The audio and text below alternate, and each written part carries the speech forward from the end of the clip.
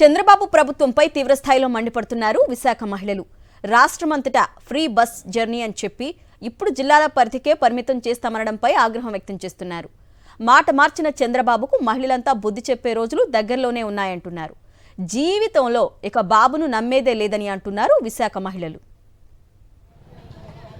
మహిళలకి ఉచిత బస్సు అనే పథకాన్ని ప్రకటించి మన అసెంబ్లీ సాక్షిగా కూడా మహిళలందరినీ మోసం చేయడం జరిగింది చంద్రబాబు నాయుడు ప్రభుత్వం.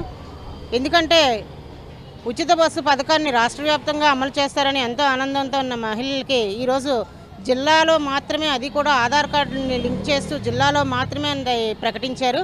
ఇంకా కొన్ని రోజులు పోతే అది జిల్లాల నుంచి వార్డులకు కూడా, నియోజకవర్గాల స్థాయికి కూడా దిగజారుస్తారేమో అని మహిళలందరూ కూడా ఆందోళన చెందే పరిస్థితిలో ఉన్నారు. ఇంకా ఏ ఎన్నికైనా కూడా చంద్రబాబుని మహిళలు ఎవరు కూడా నమ్మే పరిస్థితి లేదు. ఉచిత బస్సు అంటే ఇక్కడి నుంచి విశాఖపట్నం నుంచి రాష్ట్ర వ్యాప్తంగా మనం ఎక్కడికి తిరగాలన్నా వెళ్ళొచ్చు అని చెప్పారు. ఈరోజు అసెంబ్లీలో ఆ మంత్రి గారు మాట్లాడుతున్నారు, మేము అలా చెప్పలేదు, మేమేం చెప్పామంటే ఆ జిల్లా నుంచి ఆ జిల్లా వరకే మేము బస్సు వేస్తామని చెప్పారు. అది అబద్ధం కాదా? మీరు అంటే ఎన్నికల ముందు మీరు గెలవడానికి ఎన్ని పొలోభావాలని చెప్పేస్తారా? ఎన్నికల తర్వాత ఎన్ని అబద్ధాలైనా చెప్తారా మీరు? అంటే ఇప్పుడు లేదని మీరే డమాయించేస్తారంట. అంటే మీలో ఇది లేనప్పుడు మీరు ప్రజలు ఏమని పాలిస్తారు మీరు? ఇది మేము అడుగుతున్నాం పబ్లిక్గాన.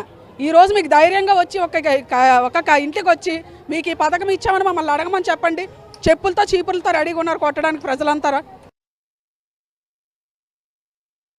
బస్సులు ప్రయాణం ఎక్కడికైనా వెళ్ళొచ్చు, జిల్లాల వారీగా కాదు ఏ ఊర్లోనే వెళ్ళొచ్చు అని నన్ను అన్నారు రాష్ట్రం మొత్తం మీద. ఇప్పుడేమో ఏ జిల్లా వాళ్ళు ఆ జిల్లాకే పరిమితము, ఆ జిల్లా వాళ్ళే వెళ్ళాలని అంటున్నారు. అంటే ఎన్నికలకు ముందు ఒక మాట ఇచ్చారు, ఎన్నికల తర్వాత ఒక మాట. అతను చేస్తారని నమ్మకం కూడా లేదు. రెండోసారి అతని మీద నమ్మకం కూడా మేము పెట్టుకోం. ఇంకొకసారి గెలిపించాం చాలండి, బుద్ధి వచ్చింది.